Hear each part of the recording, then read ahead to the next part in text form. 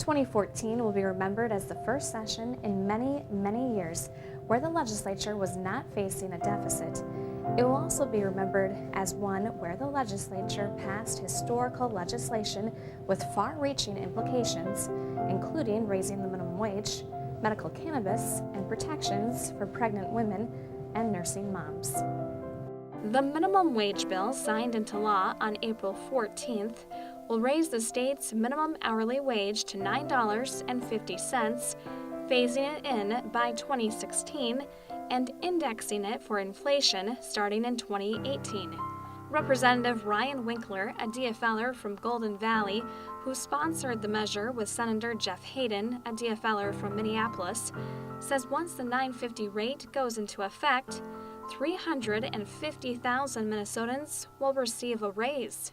If you are 1/3 of our economy who does the work that we depend on and we count on, this bill will make a difference for you. Republican Representative Pat Garofalo from Farmington saw the minimum wage package as a backroom deal between House and Senate leadership in exchange for a new $77 million legislative office building to house all of the state's 67 senators.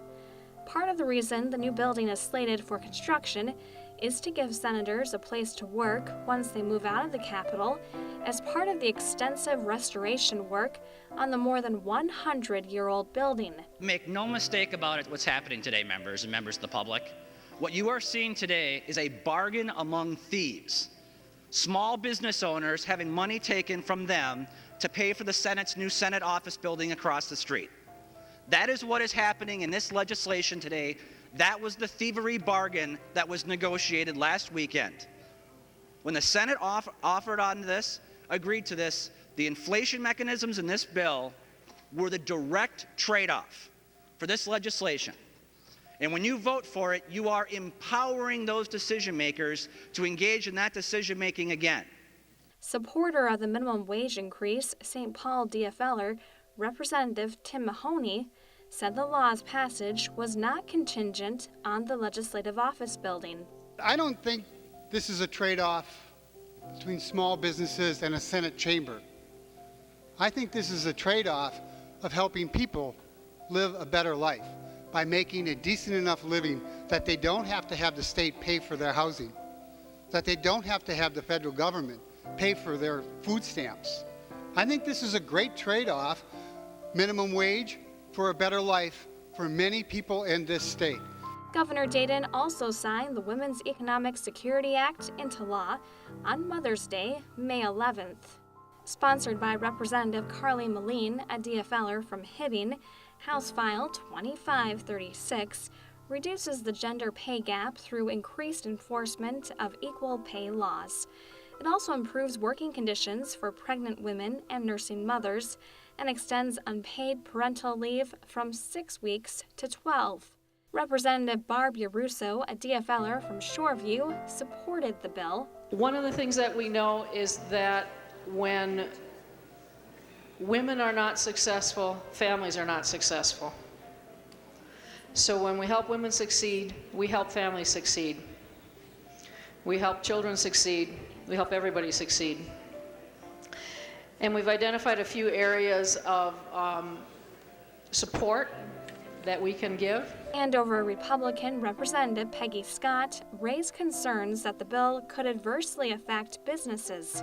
I just would urge Representative Moline and anyone that's on the conference committee to work in support and work in coming up with a bill that's going to be both women-friendly and not have an adverse effect on women by making the conditions of this bill and its application so onerous that businesses can't afford it. The session will also be marked by the passage of the medical cannabis law.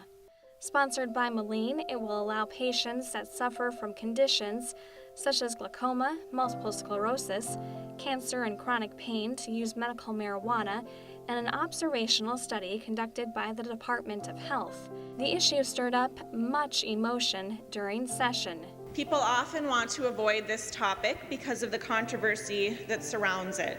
And I often hear from members, why can't we just do this next year? We don't have time. It's a short session. But But the fact of the matter is, the families and the patients and the kids, they can't wait until next year. And my fear is that next year will come and we'll say, it's a budget year, we don't have time, come back next year. And then the following year will come and it'll be the same thing all over again. And members, now is the time to act, to provide some relief for these suffering families. Here's what Republican Representative Mike Benson from Rochester had to say about the bill. Do I have empathy for the person who has a child, who has a family member that is suffering and they're looking for just about anything they can find to make a difference in the quality of their lives? Absolutely. I think for those of us who are very, we're at a place in our lives, at least I think that many of us are here on both sides of the aisle are very skeptical of this and wondering where this is going to believe. To think that we're not compassionate about it is absolutely incorrect, and it's wrong. It's really a matter of, are we doing what's really best? I might have been able to get behind a bill that would have limited it to a certain group and put some real scientific standards around it, include the FDA, but I don't see that in this bill, members. Minnesotans will likely feel the impact of the legislation passed in the 2014 session long from now.